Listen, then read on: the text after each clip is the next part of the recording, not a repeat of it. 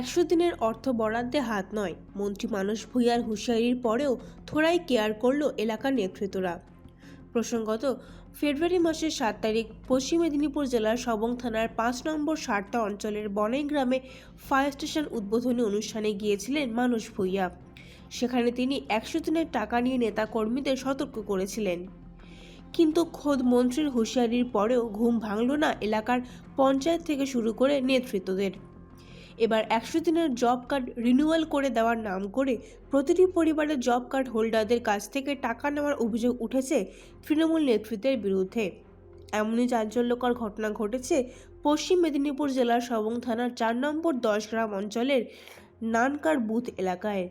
তবে এই টাকা নেওয়ার কথা সম্পূর্ণ অস্বীকার করেছেন নানকার বুথ সভাপতি বিনন্দ মণ্ডল। তিনি জানিয়েছেন, আগে যিনি প্রধান ছিলেন তখন কিছু জব কার্ড রিনিউ করা হয়েছিল, কিন্তু এখন আমাদের অঞ্চল থেকে চাপ দেওয়া হচ্ছে যে জব কার্ড রিনিউ করা হয়নি, তাদের টাকা কালেকশন করার দিকটা আমরা দেখছি।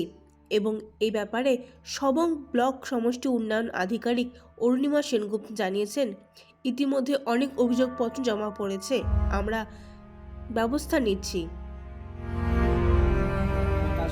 না, এটা আমাদেরকে অঞ্চল থেকে আমাদের ইনফরমেশন করেছে, যারা যে নতুন করে যখন জব কার্ড রিনিউয়াল হচ্ছে 100 টাকা করে তুলতে হয়। এটা অনেক আগে ছিল, এটা এই প্রধানের আগের সেশনে তখন হচ্ছে কিছু লোক টাকা দিয়েছে আর কিছু বাকি ছিল, সেইগুলো এখন আমাদেরকে অঞ্চল থেকে চাপ দিয়েছে যে যারা বাকি আছে তাদের টাকাটা কালেকশন করে।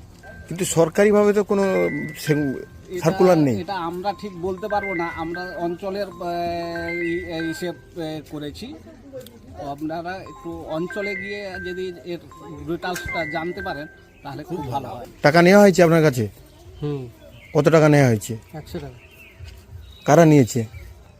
যারা কর্মরত অবস্থায় আছে।